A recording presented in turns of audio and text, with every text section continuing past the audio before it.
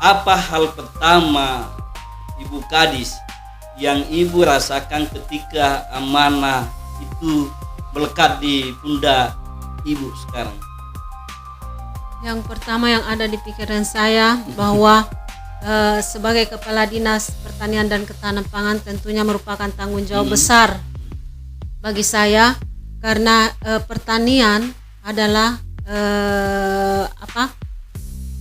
sumber perekonomian yang sangat kuat yang bisa menunjang penghidupan kita di Kabupaten Bulukumba, sehingga saya bertekad untuk lebih meningkatkan produktivitas dan kualitas yang dihasilkan dari sektor pertanian. Permasalahannya itu saat ini produksi dan kualitasnya yang masih rendah, sehingga mungkin pemasarannya juga kurang-kurang ini masih minat untuk membeli komoditi kita itu masih rendah.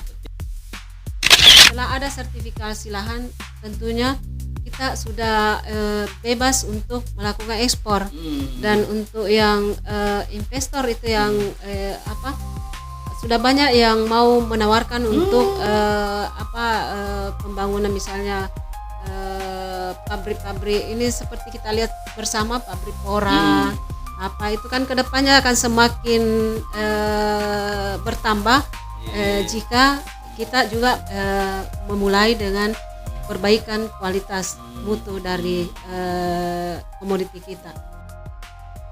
Optimis ini paling 2 tahun ke depan itu sudah ada yang nampak, karena kita sudah mulai mendata untuk program hilirisasi untuk berbagai komoditi.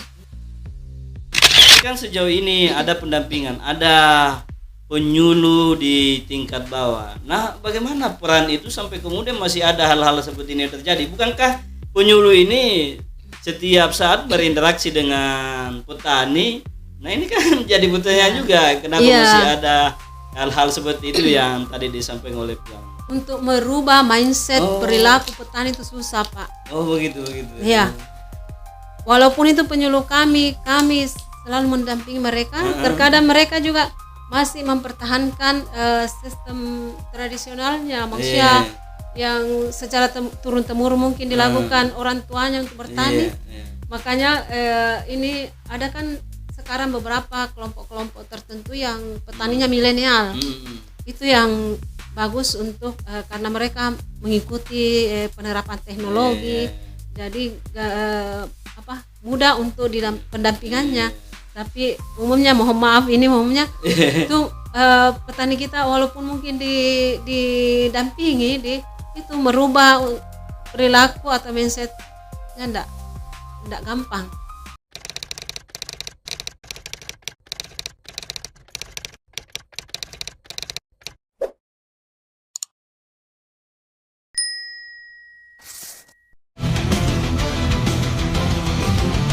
Selamat bergabung di obrolan hangat para pandita.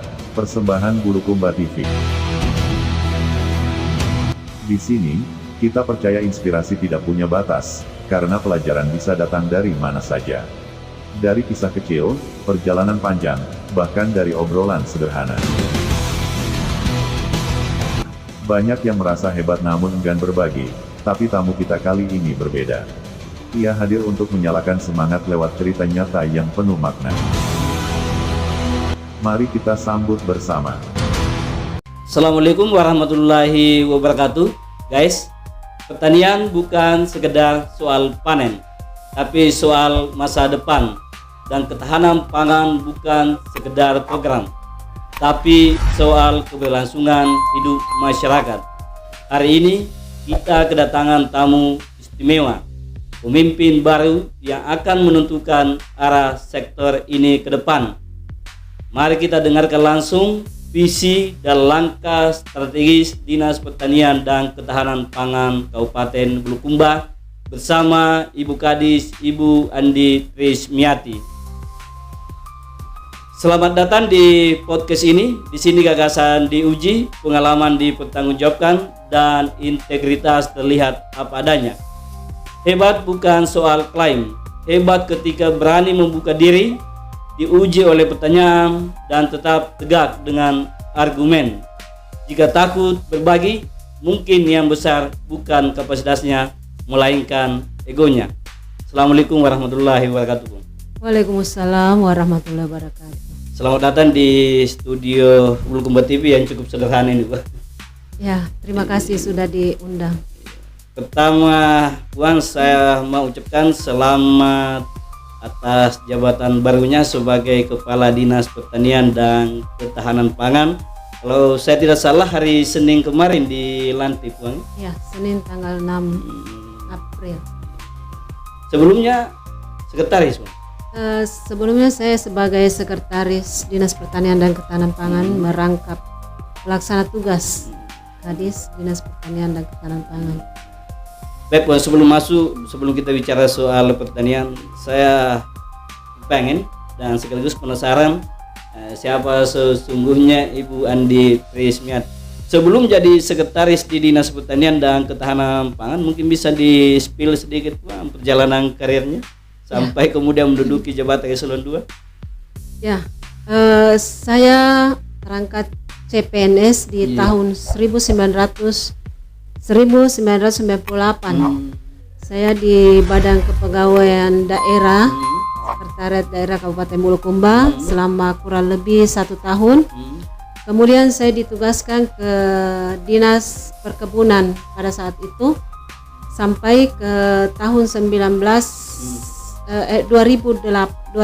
ya. Kami berpindah lagi bergabung dengan Dinas Kehutanan dan Perkebunan. Pada saat itu saya menjabat sebagai Kepala Seksi Permodalan dan Kemitraan. Kemudian setelah itu ada beberapa tahun, kalau saya tidak salah kurang lebih 5 tahun, kami bergabung lagi dengan Dinas Pertanian untuk bidang perkebunannya, dan yang untuk kehutanan bergabung dengan lingkungan hidup. Jadi saya menjabat sebagai Seksi Produksi Hortikultura dan Perkebunan di bidang hortibun.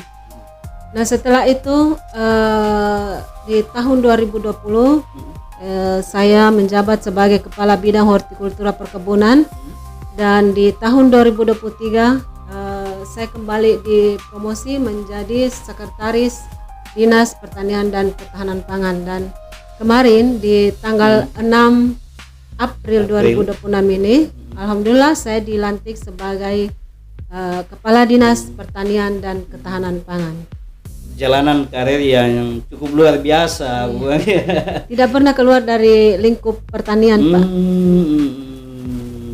Tapi lebih banyak ke perkebunan. Iya, saya 22 tahun bergelut di bidang perkebunan. Nah, sekarang perkebunan gabung dengan Dinas Pertanian. Oh, jadi kepala bidang itu. Atau seperti apa? Dinas Pertanian dan Ketahanan Pangan saat ini gabungan dari empat dinas. Yang pertama itu bergabung Dinas Perkebunan. Kemudian ada Dinas Peternakan. Ada Dinas Ketahanan Pangan. Dan Dinas Pertanian sendiri yang bergabung satu dinas menjadi Dinas Pertanian dan Ketahanan Pangan. Luar biasa besarnya Dinas Pertanian dan Ketahanan Pangan. 4 dinas yang bergabung. Tapi penyuluh kalau saya tidak salah sudah bukan lagi menjadi kewenangan Dinas Pertanian, Tuan.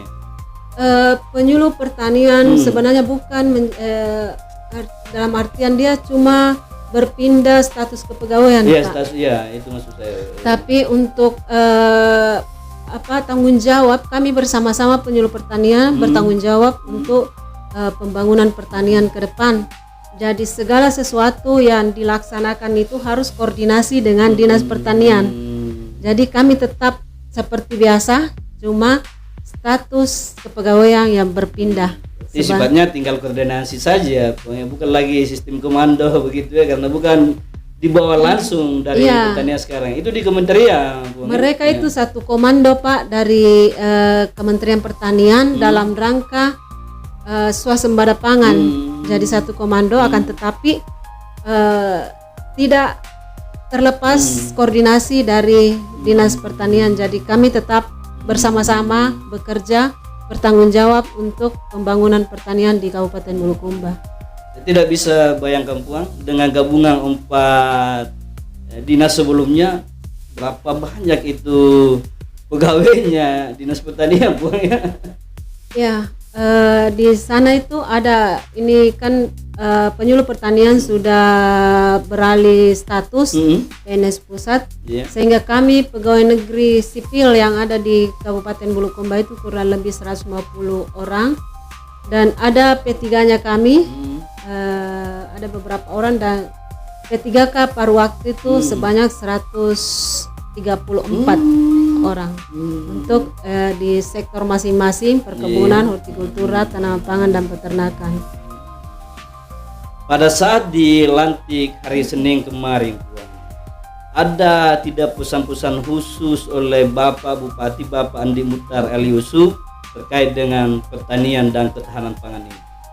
Ya, pesan beliau untuk tetap bekerja maksimal untuk mempertahankan dan mencapai tujuan pembangunan pertanian kita, dan tentunya pesan beliau kita harus bekerja keras karena kita potensinya di Kabupaten Bulukumba itu sangat dan sangat besar untuk komoditi pertanian. Dan itu belum sepenuhnya tergarap maksimal begitu? Belum. Nah, pelantikan ini kan bukan sekedar seremoni Puang ya, tapi jadi titik awal tanggung jawab besar sebagai kepala dinas. Dan apa hal pertama Ibu Kadis yang Ibu rasakan ketika amanah itu melekat di pundak Ibu sekarang? Yang pertama yang ada di pikiran saya bahwa sebagai kepala dinas pertanian dan ketahanan pangan tentunya merupakan tanggung jawab besar bagi saya, karena pertanian adalah sumber perekonomian yang sangat kuat yang bisa menunjang penghidupan kita di Kabupaten Bulukumba, sehingga saya bertekad untuk lebih meningkatkan produktivitas dan kualitas yang dihasilkan dari sektor pertanian, karena dengan tingginya produktivitas serta terjaminnya kualitas itu akan menjamin kehidupan masyarakat khususnya di Bulukumba. Baik. Biasanya di hari-hari awal jabatan langsung memperlihatkan realitas yang sesungguhnya. Nah, pekerjaan rumah paling mendesak yang langsung Ibu lihat di hari-hari awal menjabat itu apa? Ya, kebetulan saat ini adalah masa panen padi, Pak. Iya. Jadi yang merupakan tanggung jawab saya mendorong petani untuk melakukan percepatan tanam, sehingga akan meningkatkan produksi dan menambah indeks pertanaman. Jika disegerakan untuk menanam ini, kita bisa mendapatkan 3 kali tanam untuk setahun. Dan ini yang sangat-sangat menopang untuk peningkatan produksi, dan tentunya dengan menanam 3 kali setahun ini kita akan lebih banyak dapat support dari Kementerian Pertanian untuk pembangunan pertanian di Kabupaten Bulukumba. 3 kali masa tanam Puang ya. Nah, sejauh ini cuma 2 kali atau seperti apa? Sampai kemudian ada keinginan, ada target untuk sampai 3 kali masa tanam? Sebagian besar masih 2 kali. Baru petani-petani tertentu yang melaksanakan untuk 3 kali tanam. Nah, ke depan ini harus masif untuk hampir semua mungkin 3 Insyaallah, kali gitu ya. Kami akan mengusahakan untuk mungkin lebih banyak lagi yang menanam 3 kali setahun. Nah, jika harus jujur Puang, bagaimana kondisi real sektor pertanian Bulukumba saat ini? Kondisi karena sebelumnya mungkin karena Kabupaten Bulukumba ini Pak adalah sangat potensi untuk pertanian. Nah, di Kabupaten Bulukumba ini diusahakan itu petani kita mengusahakan beberapa komoditi. Ada komoditi tanaman pangan, dalam hal ini padi, jagung, umbi-umbian. Ada hortikultura seperti sayur, cabai, dan lain-lain. Kemudian ada komoditi perkebunan. Ada komoditi perkebunan itu seperti cengkeh, kakao, kopi. Dan tidak lepas juga pentingnya itu dari komoditi pertanian dari Dinas Pertanian itu adalah peternakan. Di sini kan ada sapi yang berbagai macam jenis sapi. Kemudian ada ayam petelur, ayam. Nah, ini sebenarnya terkhusus di komoditi pertanian itu. Permasalahannya itu saat ini produksi dan kualitasnya yang masih rendah, sehingga mungkin pemasarannya juga kurang-kurang. Ini masih minat untuk membeli komoditi kita itu masih rendah. Tapi belum terlalu diterima di pasar begitu. Jadi kami berupaya untuk melakukan peningkatan produktivitas dan kualitas, karena kita ketahui bersama bahwa di Kabupaten Bulukumba itu umumnya petani kita menanam berbagai jenis tanaman dalam satu hamparan. Nah, terkait dengan itu kami dari Dinas Pertanian ada program namanya land clearing, Pak. Itu pembersihan lahan, pengolahan lahan. Kami dari Dinas Pertanian menunggu dan menerima CPCL dari kepala desa untuk diolahkan lahannya, dibersihkan sebelum ditanami. Akan tetapi setelah pembersihan itu yang ditanam itu adalah bibit unggul dan harus satu jenis. Bukan lagi heterogen seperti yang awal-awal yang sebelumnya. Supaya kualitasnya lebih bagus lagi dari yang campur-campur, Pak. Karena kalau kita menanam satu jenis itu akan lebih bagus kualitasnya. Kenapa? Karena pemeliharanya juga lebih mudah, kemudian tidak mudah terserang hama penyakit. Kemudian hasil juga yang didapatkan itu jauh lebih bagus jika dicampur dengan komoditi lain. Dan itu sudah jalan program itu? Iya, alhamdulillah sudah jalan 3 tahun. Respon petani?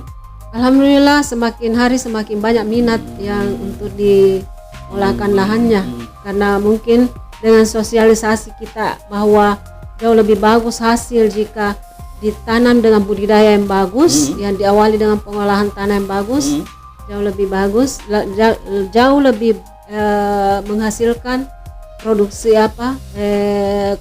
produksi komoditi itu yang lebih berkualitas. Itu tadi land clearing ya. Nah, yang bertanggung jawab soal itu Dinas Pertanian. Tidak ada beban-beban tertentu untuk petaninya? Tidak ada.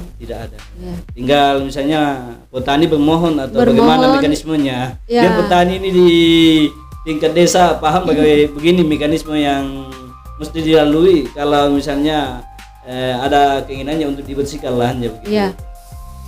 Sebenarnya persyaratannya adalah lahan yang tidak produktif. Biasanya kan ada lahan yang sudah tua tanamannya, masih dipelihara, masih tidak bagus kualitasnya, masih dipelihara. Nah, itu jika petani menginginkan untuk diolahkan, dibersihkan sebelum ditanami tanaman baru, maka mereka itu melaporkan ke kepala desa. Kepala desanya bahwa ada lahannya mau di land clearing. Setelah kepala desa yang mengajukan ke kami CPCL-nya untuk diproses. Nah, untuk persyaratannya itu harus ada SPT-nya, Pak. Harus ada pernyataan untuk memelihara nantinya tanamannya, karena biasanya kita land clearing di desa, dana desa yang menyediakan bibit apa yang mereka mau kembangkan. Berarti bibitnya tergantung kondisi geografis begitu, disesuaikan dengan apa sesuai dengan daerah itu, mungkin begitu. Karena di Bulukumba ini kita ada di Dinas Pertanian sudah melakukan pemetaan bahwa di satu kecamatan itu beda Pak potensinya dengan kecamatan lain. Misalnya di Kecamatan Kajang itu di sana itu sangat potensi untuk pengembangan kakao, kelapa. Kalau Bulukumba kan ada durian, manggis. Di daerah mana itu kalau durian manggis? Di Kecamatan Bulukumba dengan Rilau Ale dan Kindang. Kalau Gantarang itu umumnya mereka di sana padi. Padi. Dan sebagian untuk sayur-sayuran seperti cabai dan lain-lain.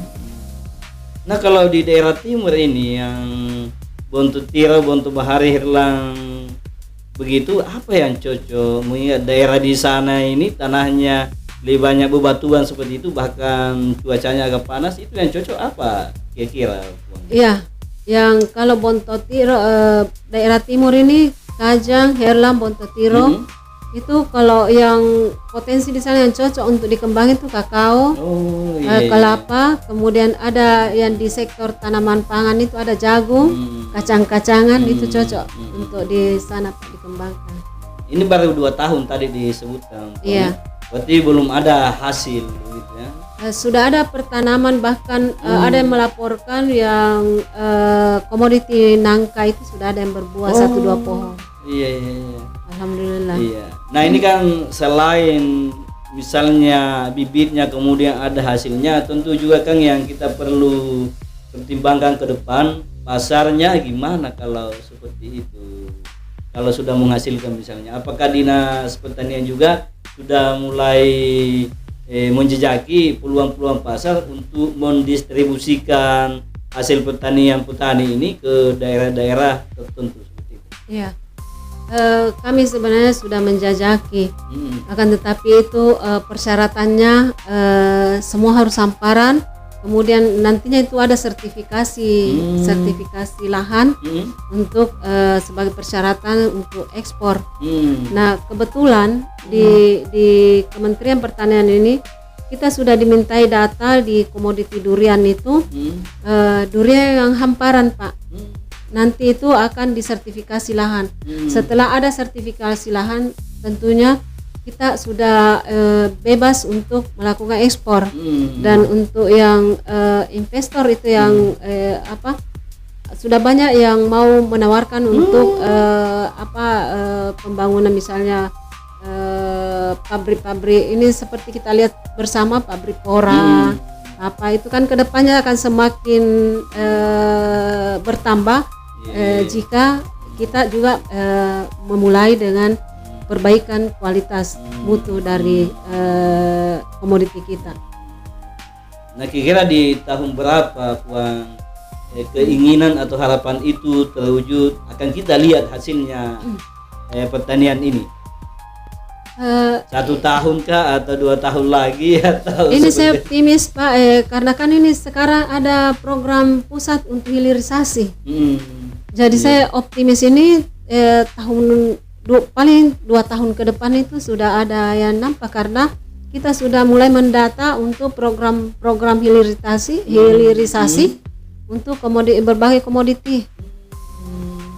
Jadi tentunya itu menjanjikan karena pasti akan ada yang masuk untuk seperti mesin-mesin olahan dan sebagainya. Berarti 1-2 tahun ke depan kita bisa saksikan bahwa Bulukumba akan menjadi pusat komoditas unggulan mungkin. Luar biasa Bulukumba. Nah kepemimpinan baru, Ibu atau Puan baru saja dilantik sebagai kepala dinas ya. Tentu kita tunggu arah dan gebrakannya. Nah apa visi besar Puan untuk Dinas Pertanian dan Ketahanan Pangan dalam kurun waktu 3 sampai 5 tahun lah ke depan ini Bu? Ya, insya Allah Dinas Pertanian dan Ketahanan Pangan akan menggenjot peningkatan produktivitas dan mutu kualitas dari hasil pertanian kita, baik itu komoditi tanaman pangan, hortikultura, perkebunan, dan juga untuk di sektor peternakan. Karena dengan meningkatnya produktivitas ini tentunya akan meningkatkan pula pendapatan masyarakat kita dan tentunya akan meningkatkan perekonomian masyarakat Bulukumba secara umum. Tadi disebutkan bahwa hasil pertanian Bulukumba secara jujur tadi disampaikan bahwa masih ada kendala-kendala sehingga masih kurang diterima di pasar luar, uangnya produktivitasnya masih dianggap rendah misalnya. Nah, kira-kira apa yang membuat hal itu bisa terjadi? Hal ini yang pertama mungkin kurangnya kesadaran petani untuk melakukan hal-hal yang di proses budidaya tanamannya itu yang sudah hal yang standar untuk budidaya, seperti misalnya seperti tadi yang saya jelaskan bahwa mereka langsung saja menanam yang harusnya budidaya itu diawali dengan pengolahan tanah yang bagus, yang standar, misalnya dengan membuka akar-akar tanaman, membuang semua sisa-sisa tanaman, itu baru bisa ditanami. Kemudian ada pemeliharaan, Pak, ada pemupukan, dan yang paling penting ada di tanaman tahunan itu ada namanya pemangkasan. Jadi kalau kita tidak melakukan pemangkasan ini, disitulah akan menimbulkan sumber-sumber hama dan penyakit untuk tanam, misalnya buah-buahan, Pak ya. Kalau tidak terlalu sering dipangkas itu akan lembab sehingga banyak lalat buah. Jadi seperti durian kita, terus terang di Bulukumba duriannya kita itu banyak yang ulatan, banyak yang tidak manis. Karena itu terlalu lembab, kemudian tidak ada pemeliharaan yang rutin, sehingga kalau kita akan mendapatkan hasil kualitas, kita kembali ke sistem budidaya yang benar. Itu kan tadi kalau seperti itu jadinya berarti terkait dengan edukasi dan tingkat pemahaman petani yang mungkin masih terbatas punya. Tapi kan sejauh ini ada pendampingan, ada penyuluh di tingkat bawah. Nah, bagaimana peran itu sampai kemudian masih ada hal-hal seperti ini terjadi? Bukankah penyuluh ini setiap saat berinteraksi dengan petani? Nah, ini kan jadi pertanyaan juga, kenapa masih ada hal-hal seperti itu yang tadi disampaikan oleh Puang? Ya, betul sekali. Penyuluh kami itu bisa minum juga. Ya, silakan. Kita santai saja. Penyuluh kami itu mendampingi sama, tapi untuk merubah mindset perilaku petani itu susah, Pak. Oh, begitu. Ya.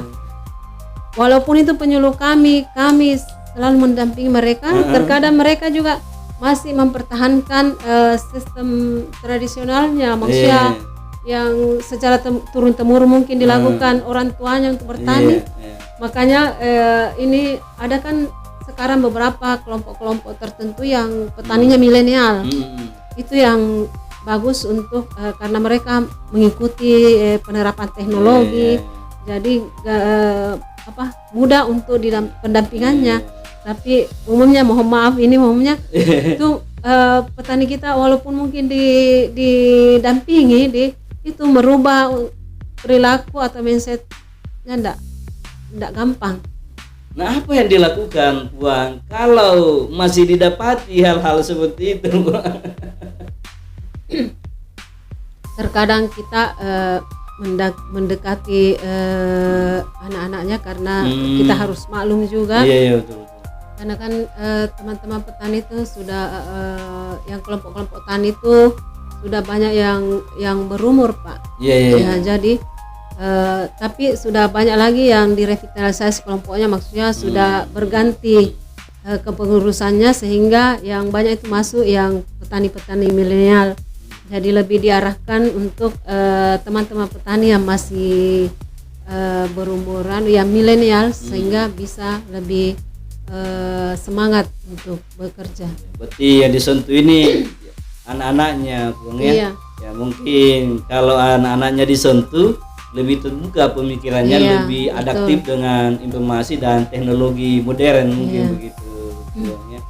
Kembali tadi, Bang, berapa lama sih jadi PLT Kepala Dinas? Desember, Januari. 5 bulan. Oh, 5 bulan ya. Nah, terkait dengan itu, tentu publik berharap bahwa ada pembeda dari yang sebelumnya, Puan ya. Bukan sekedar melanjutkan rutinitas yang sudah dilakukan oleh pendahulu-pendahulunya. Nah, apa yang beda dari kepemimpinan terdahulu dibandingkan dengan apa yang Puan akan lanjutkan ke depan begitu? Apa ya yang beda? Karena saya merasa kalau saya ini bekerja sesuai saja dengan tanggung jawab. Oh, begitu. Artinya saya bertanggung jawab untuk pengembangan pembangunan pertanian di Kabupaten Bulukumba, dan itu saya lakukan mulai sebenarnya bukan saya pada saat saya PLT. Saya semenjak di pertanian itu memang niat saya, Pak, untuk melakukan hal terbaik untuk meningkatkan pembangunan pertanian di Kabupaten Bulukumba. Nah, istilah ketahanan pangan ini sering digaungkan, termasuk tadi di awal diskusi kita kita singgung soal ketahanan pangan, tetapi maknanya sering kabur di masyarakat. Pertanyaannya kemudian, apa indikator konkret bahwa Bulukumba benar-benar tahan akan ketahanan pangan, bukan sekedar slogan saja begitu? Oh ya.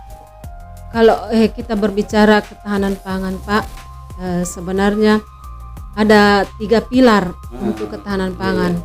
Yang pertama itu bagaimana ketersediaannya. Kemudian bagaimana, yang kedua bagaimana keterjangkauan pangan tersebut. Kemudian yang ketiga bagaimana pemanfaatannya. Ketersediaan pangan kita lihat di Kabupaten Bulukumba itu sangat tersedia, Pak. Baik itu padinya, jagungnya, sayurnya, cabai dan lain-lain itu sangat tersedia di Kabupaten Bulukumba, karena produksinya kita ini produksi padi kan terhitung tinggi, Pak, di Kabupaten Bulukumba. Kemudian bagaimana keterjangkauan, di mana-mana kita lihat semua di berbagai kecamatan itu jalanan sudah bagus. Jadi artinya ada support dari infrastruktur. Keterjangkauan ini memudahkan untuk penyaluran atau pemasaran dari pangan kita. Kemudian pemanfaatannya, di mana-mana pemanfaatannya, di mana-mana ada UMKM yang mengolah menjadi ini dan kita lihat bersama di pantai di mana Pak, saya rasa Bulukumba ini paling ramai dengan UMKM-nya. Dan itu rata-rata dari pangan lokal. Jadi itu yang menjadi kita kuat untuk pangannya di ketahanan pangannya di Kabupaten Bulukumba. Berarti kalau bicara soal ketahanan pangan, tahan pangan Bulukumba ini tidak ada masalah begitu. Iya, tidak ada masalah, Pak. Ya cuma kan kadang juga jadi masalah produksi padi dianggap tinggi, dan itu secara nasional kadang swasembada pangan misalnya khususnya padi, tetapi di sisi lain masih kita bicara soal ancaman krisis pangan. Apakah ini ada hal yang agak bertolak belakang? Di satu sisi dianggap meningkat hasil pertaniannya, tetapi di sisi lain dianggap juga bahwa krisis pangan ini masih mengintai. Ya, krisis pangan masih mengintai di Indonesia, Pak. Tapi kalau saya di Bulukumba saya rasa tidak.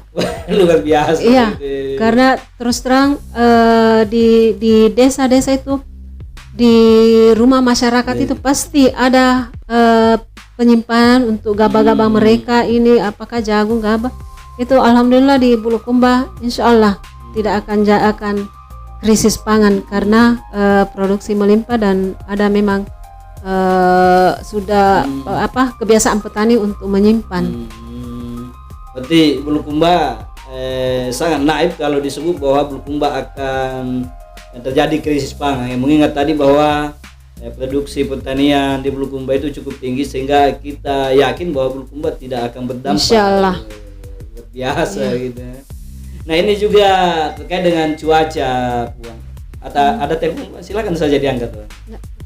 Oh, ini terkait dengan cuaca yang kadang dijadikan juga alasan oleh petani, itu alasan klasik. Nah, pertanyaannya, seberapa besar ketergantungan petani kita terhadap faktor cuaca, dan apa solusi nyata untuk petani tidak terlalu menganggap bahwa cuaca ini menjadi persoalan di lingkungan pertanian begitu. Ya, sebenarnya memang faktor cuaca itu saat-saat ini kan kondisi cuaca kayak bergeser, Pak. Iya betul. Ada pergeseran. Nah, sebelumnya saya jelaskan dulu bahwa produksi kami itu terkadang berpindah, misalnya di pertanaman di September Oktober itu atau Oktober ke November itu produksi akan bergeser ke tahun misalnya ditanam di 2025 bergeser ke panennya bergeser ke 2026 sehingga seakan-akan ini produksi menurun. Padahal sebenarnya karena pergeseran cuaca sehingga petani lambat menanam sehingga yang ditanam di 2025 ini hasilnya di 2026. Nah, terkait dengan hal tersebut seperti saat ini kita mendampingi petani untuk diarahkan menanam serentak tepat waktu, karena dengan menanam serentak dengan tepat waktu itu akan mengurangi dampak dari pergeseran cuaca. Dan kemudian dengan memilih varietas atau yang misalnya tahan kekeringan. Kalau kita menghadapi banjir itu ada yang tahan air, itu memilih varietas begitu, sehingga diharapkan teman-teman petani berkoordinasi dengan teman-teman penyuluh bahwa varietas apa yang kami akan kembangkan pada pertanaman yang akan ditanam pada saat misalnya menghadapi kemarau atau menghadapi musim hujan yang tinggi. Meskipun dengan kondisi cuaca yang tidak menentu yang tadi disebutkan seperti itu, target untuk 3 kali musim tanam itu masih bisa dilakukan begitu? Iya, insya Allah masih bisa sepanjang kita bisa mengatur pengairannya. Ini kan walaupun mungkin itu ini kan dari irigasi yang ada kita bisa memaksimalkan penggunaan airnya untuk pertanaman kita. Nah, disinggung soal irigasi. Nah, sejauh ini ada tidak kendala-kendala yang berkaitan dengan irigasi ini? Karena kadang juga kan itu konflik atau polemik di antar petani itu kadang terjadi karena persoalan irigasi ini, pembagian air misalnya begitu. Ya, terkadang ada memang untuk pembagian airnya itu mereka konflik. Tapi alhamdulillah teman-teman penyuluh selalu siap untuk mendampingi mereka sehingga pembagian air itu akan selalu merata ke petani. Nah, kebijakan yang baik harus bertumbuh pada data, ya, data yang akurat. Nah, di Dinas Pertanian, apakah data-data itu betul-betul mencerminkan kondisi petani di lapangan, sehingga dengan adanya data yang real, Dinas Pertanian juga termasuk sebagai kepala dinas itu mengambil kebijakan yang strategis yang sesuai dengan kondisi atau fakta di lapangan. Iya. Kami itu di Dinas Pertanian seperti yang saya jelaskan tadi, ada berbagai komoditi. Tentunya di komoditi tanaman pangan, hortikultura, perkebunan, ini kami punya data berapa luas arealnya pertama, kemudian berapa yang kalau tanaman perkebunan berapa hektar yang telah rusak, yang telah tua. Tentunya ini kan merupakan satu acuan untuk melakukan pengusulan, misalnya untuk pertanaman kakao sudah ada yang rusak misalnya 100 hektar. Ini kita bisa mengusulkan, Pak, untuk kegiatan misalnya rehabilitasi kakao sehingga ada gantinya yang tanaman rusak tersebut. Jadi memang kami betul-betul harus menyiapkan data yang konkret dari lapangan. Data itu benar-benar ada, dan ada. Sesuai dengan fakta di lapangan. Iya, luar biasa. Ya, kita masuk di petani dan kita coba kaitkan dengan kesejahteraannya petani ini. Ini karena menjadi sebuah ironi juga Puan, saat panen melimpah justru harga bisa jatuh. Ini kan biasa terjadi dan kadang menjadi isu nasional juga. Nah, kenapa petani sering untung kecil bahkan merugi saat panen melimpah? Ini kendalanya di mana sebenarnya sampai terjadi hal-hal seperti ini?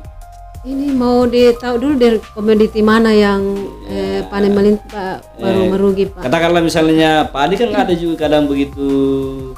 Ya, di serapannya misalnya Bulog kadang rendah juga, padahal ini melimpah hasil pertaniannya, hasil padinya. Nah, ini bagaimana sampai terjadi hal-hal seperti itu?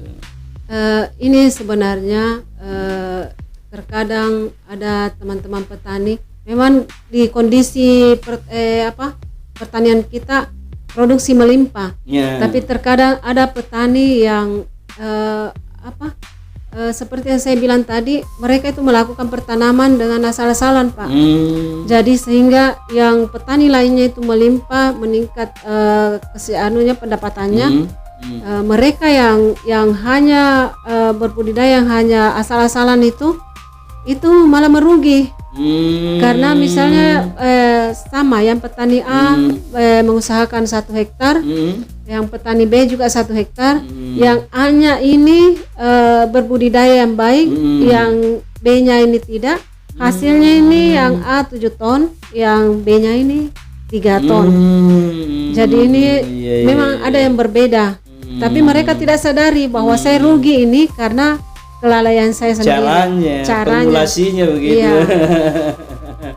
Nah, itu lagi-lagi agak sulit juga ya kalau terkait dengan pemahaman, Ibu ya. Apalagi yang sudah berumur, misalnya petaninya sudah usul, untuk memberikan edukasi, ya lagi-lagi menjadi kendala kalau seperti itu, Bang ya. Iya. Jadi solusinya kalau seperti itu dibiarkan saja atau bagaimana?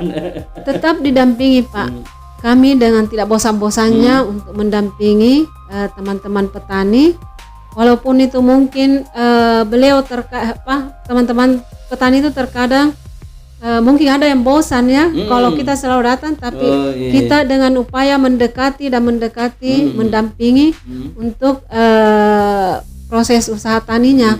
Dan ada beberapa memang yang jika sudah mungkin merasakan bahwa kami ini rugi dan melihat di teman-teman sekitarnya bagus, akan ikut juga, walaupun itu perlahan-lahan, bertahap. Tadi sempat disinggung soal anak muda, tapi di sisi lain juga saya melihat bahwa anak muda ini juga mulai menjauh dari dunia pertanian, aktivitas pertanian, tidak ikut sama apa yang dilakukan oleh orang tuanya. Nah, bagaimana Puan melihat minat generasi muda terhadap pertanian yang begitu kondisinya, dan apa yang mesti dilakukan agar anak muda ini bisa kembali mencintai sektor pertanian ini? Ya, kami di Dinas Pertanian selama ini sudah beberapa tahun itu ada namanya program YES, yang ini khusus memberdayakan pemula-pemula, maksudnya yang milenial, anak-anak muda kita. Dan di sini mereka diikutkan semacam pelatihan, mulai dari untuk bina usaha, mulai dari budidaya tanaman, bina usaha, kemudian itu diajarkan semua untuk membuat proposal, apa semua, sehingga mereka memang banyak yang berminat. Maksudnya banyak anak-anak muda kita yang ikut proses pelatihan tersebut, dan sampai saat ini masih banyak yang lanjut untuk pengolahan usaha taninya. Jadi kalau saya melihat anak-anak muda kita ini tidak semua yang beranggap yang tidak suka untuk bertani, tapi ada beberapa, malah di daerah Gantarang itu ada beberapa petani muda yang berhasil. Sudah berhasil, mereka mengirim produknya ke luar. Alhamdulillah ada beberapa di Kecamatan Gantaran dan di kecamatan lainnya juga ada. Nah, selain yang disebutkan tadi, apa? Ya silakan, Puan. Dapat diangkat, Puan.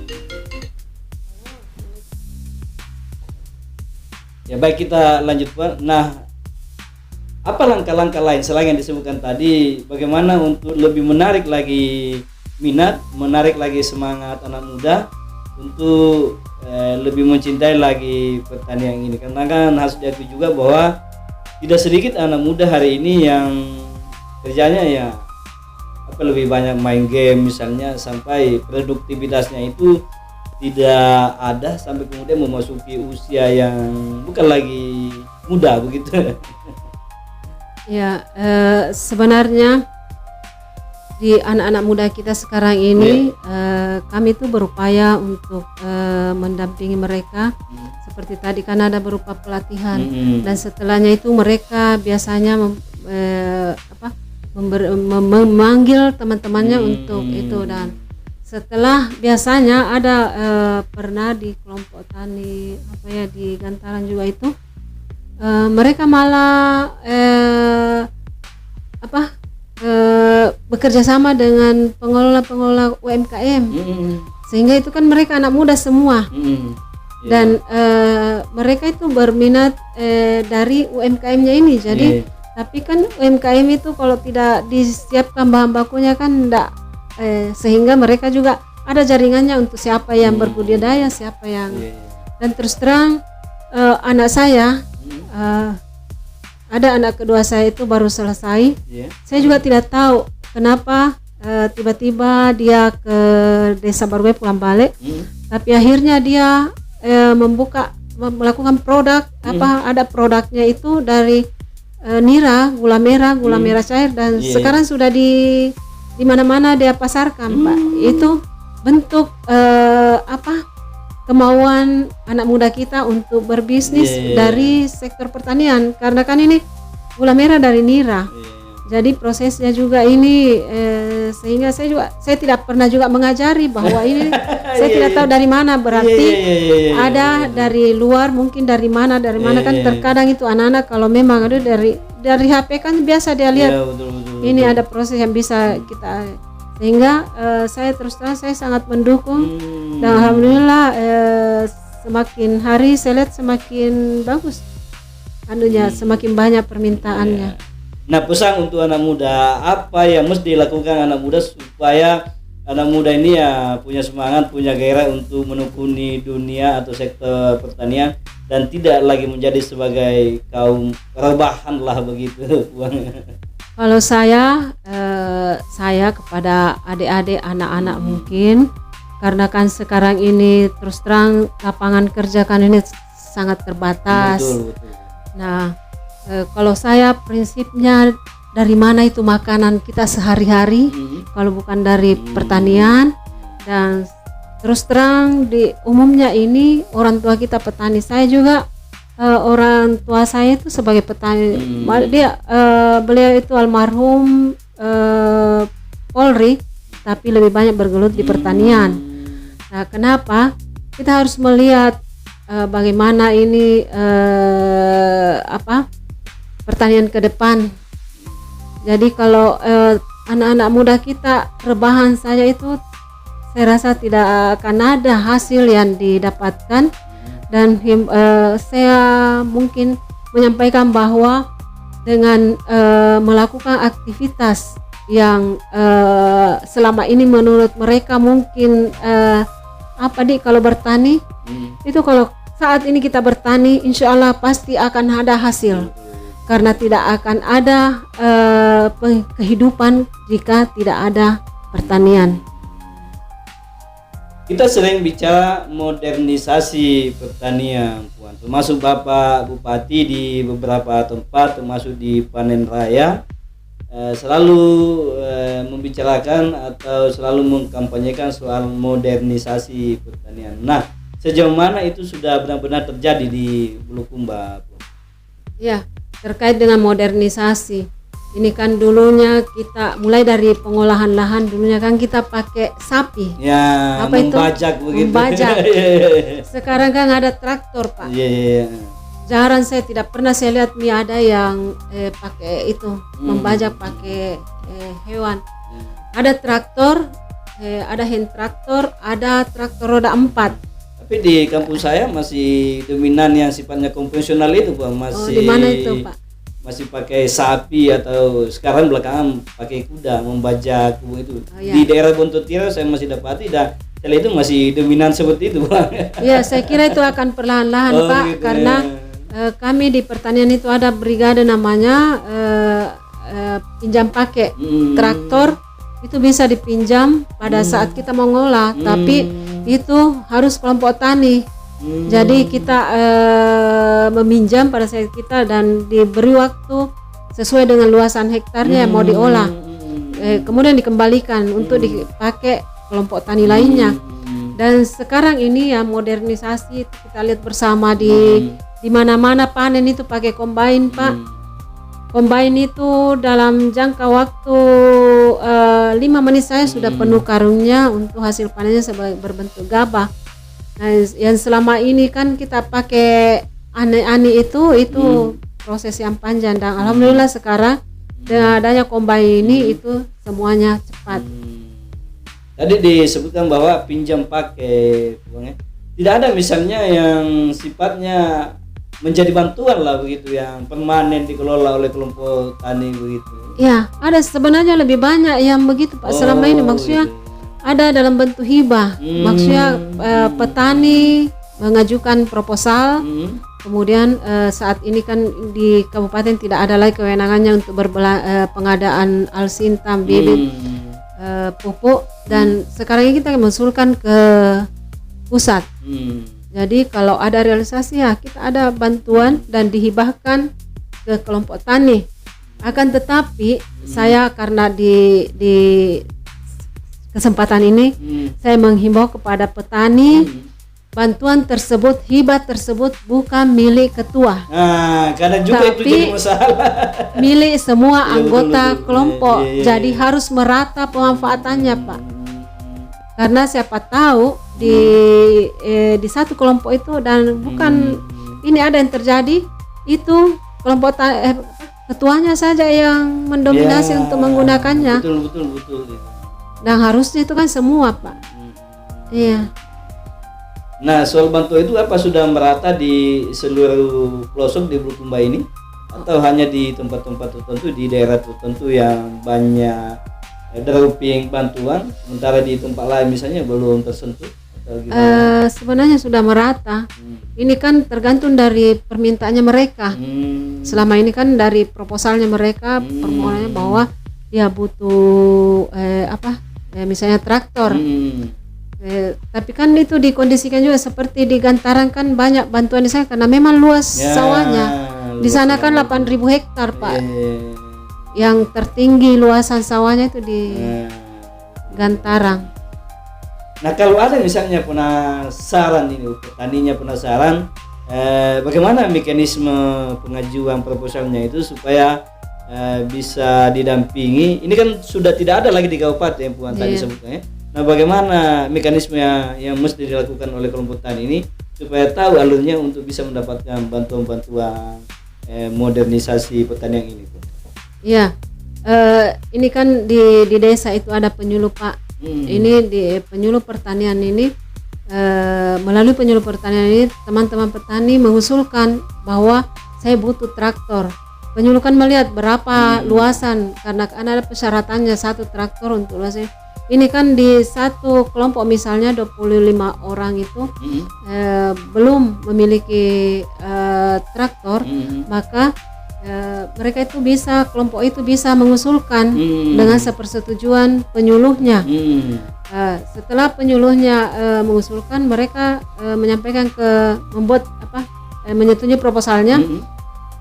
Penyuluh tersebut menyampaikan ke kami dan ada namanya BRMP di provinsi, mereka itu yang mengesahkan kemudian ke pusat.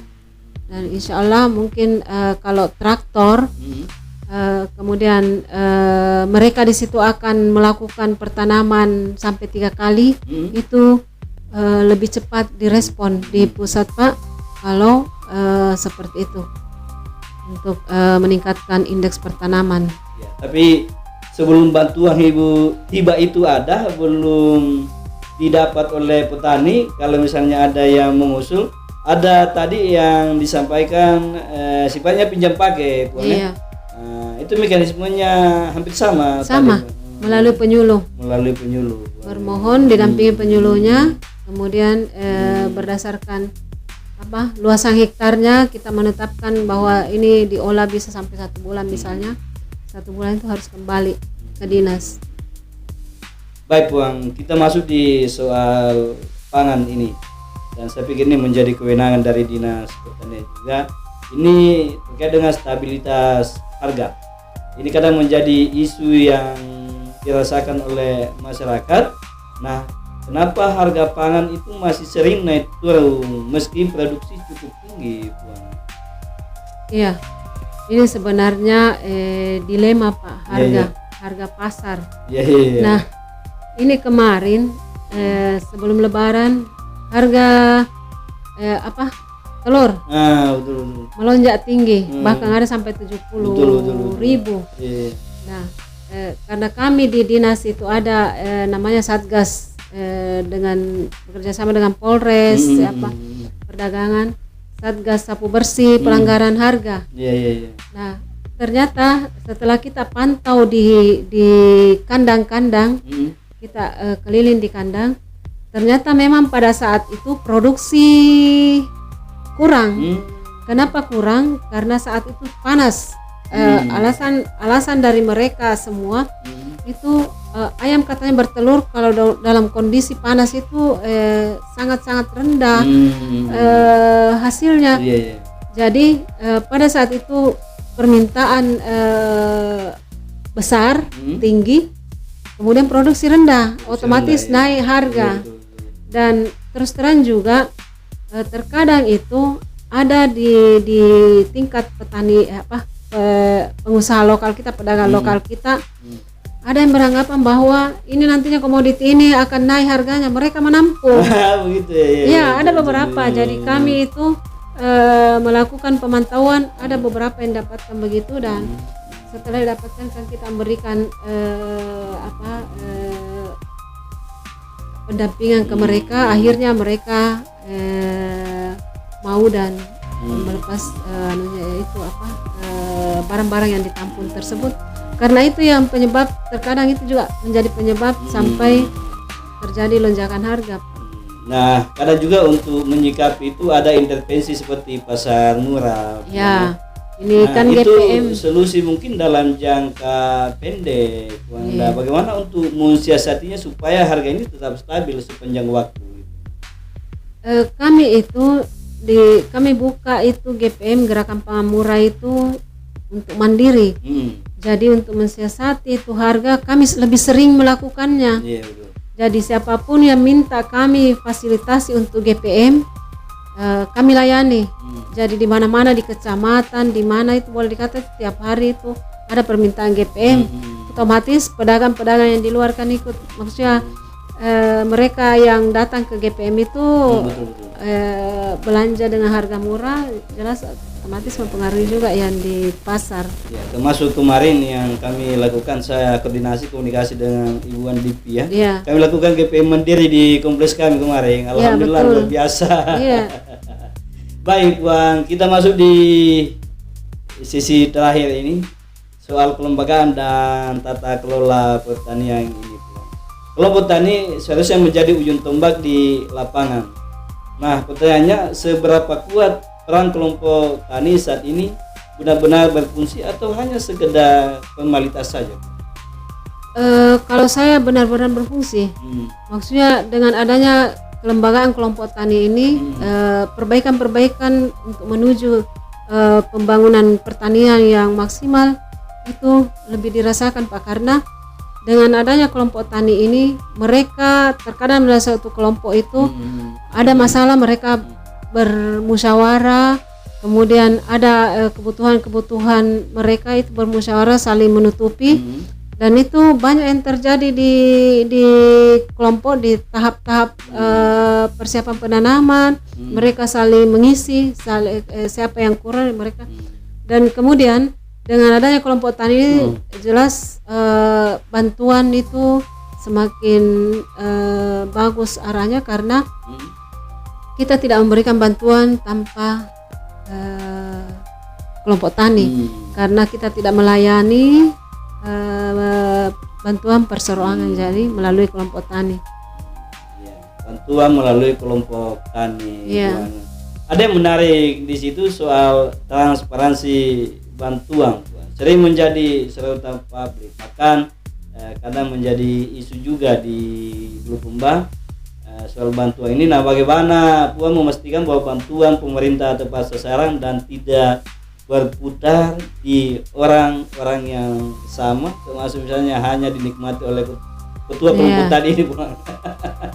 Ya, saat ini jika ada bantuan, kami dari Dinas Pertanian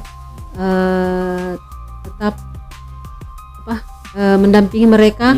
Dan selain itu kita memberikan satu pernyataan kepada ketua, karena kan yang menerima itu, yang menandatangani itu adalah ketua kelompok. Dan ada yang ditandatangani bahwa misalnya alat ini, hand traktor ini kami terima dengan melakukan pemanfaatannya di seluruh anggota, semua anggota mereka tanda tangan. Dan tentunya kembali lagi ke pendampingannya penyuluh. Tetap penyuluh mendampingi, siapa lagi yang membutuhkan alat itu kita arahkan ke sana. Jadi tetap ada pendampingan maksimal. Nah, kalau misalnya tetap terjadi hal-hal seperti itu, apa yang mesti dilakukan, Puan? Apakah bantuan tadi ditarik atau seperti apa? Iya, kita melakukan musyawarah ke kelompok taninya. Kalaupun masih begitu, Pak, kami dari Dinas Pertanian berhak memindahkan. Mencabut. Akan tetapi jika ada yang di anggota kelompoknya itu yang akan bertanggung jawab, kami akan berupaya merevitalisasi. Ini jadi catatan ini, buat. Iya, merevitalisasi mereka pengurusnya yang lebih bagus untuk penggunaan kebersamaannya di kelembagaannya, di kelompoknya. Baik, Puan. Kepercayaan adalah kunci hubungan antara pemerintah dan masyarakat. Dan saya yakin kita sepakat soal itu, Puan. Nah, apa langkah Puan untuk membangun kepercayaan petani terhadap pemerintah? Ya, dengan melakukan pendekatan. Pendekatan, karena dengan silaturahim yang bagus itu akan memperkuat kerjasama kita. Dan tentunya petani memang selalu harus mendapatkan motivasi support dari kami dari Dinas Pertanian. Jadi itu saya kuncinya, pendampingan yang kuat. Luar biasa apa yang disampaikan Puan, Ibu Kadis, mulai dari awal sampai saat ini luar biasa penyampaiannya. Dan tentu hasil kerja akan selalu diuji oleh waktu, Puan. Jika dalam 1 tahun ke depan tidak ada perubahan signifikan, apa yang salah? Sistemkah atau kepemimpinan di Dinas Pertanian, Puan? Saya tidak tahu menjawab ini ya. Tapi kalau saya, karena saat ini kita lihat bersama ini iklim, cuaca, ini kan akan bergeser, Pak. Semua ini yang tadinya kita mau katanya ada kemarau El Nino di April ini, tapi kan kelihatannya tidak ada. Di Bulukumba kan masih hujan terus. Hujan. Dan jika terjadi hal ini kan akan mempengaruhi produksi, Pak. Produksinya kita di komoditi pertaniannya kita akan berpengaruh besar terhadap produksi yang ada di Bulukumba ini kalau cuacanya tidak menentu. Baik, ini pertanyaan pamungkas. Kadang dibutuhkan keberanian untuk membuat terobosan besar. Pertanyaannya, jika diberi kewenangan penuh tanpa batas, apa satu kebijakan berarti yang ingin Puan lakukan? Satu kebijakan itu saya ingin melakukan pertanaman padi dengan meningkatkan indeks pertanaman menjadi 3 kali. Paling tidak 50% dari luas areal sawah di Kabupaten Bulukumba. Itu harapan kita dan Harapannya kita tunggu saya- Puan ya. Insyaallah. Baik Puan, sebagai akhir dari diskusi kita, siapa tahu masih ada hal-hal yang belum sempat saya tanyakan dan ingin disampaikan. Saya kasih kesempatan untuk menyampaikan sekaligus menjadi catatan akhir dari diskusi kita. Silakan. Ya, saya sebagai Kepala Dinas Pertanian dan Ketahanan Pangan, saya mengajak teman-teman petani untuk berbudidaya dengan baik dan benar. Karena dengan berbudidaya yang baik dan benar itu akan menghasilkan produksi yang maksimal pula. Dan untuk tetap di sektor ketahanan pangan itu, kami tetap berharap kepada masyarakat umum untuk selalu mengkonsumsi pangan lokal sebagai wujud kecintaan kita ke hasil produksi kita. Saya rasa itu. Ya, baik Puan, terima kasih atas waktunya. Kita dibatasi oleh waktu dan ternyata di masjid sudah bunyi dan itu bertanda bahwa sebentar lagi akan salat Jumat, Puan ya. Baik, terima kasih atas waktunya Puan, luar biasa apa yang Puan sampaikan tadi, dan kita berharap bahwa ke depan Dinas Pertanian dan Ketahanan Pangan lebih mampu untuk menjangkau seluruh petani yang ada di desa-desa sehingga tingkat kesejahteraan petani itu semakin meningkat. Amin. Dan tidak ada lagi kendala-kendala yang dihadapi oleh petani ke depan. Jadi kalau ada petani misalnya yang butuh sesuatu selain komunikasi dengan penyuluh, itu bisa juga langsung ke dinas. Ya, ya. siap. Iya. Sekali lagi Bang, makasih atas waktunya. Terima kasih. Dan saya kembali mengucapkan selamat bekerja, selamat atas dilantiknya sebagai Kepala Dinas Pertanian dan Ketahanan Pangan.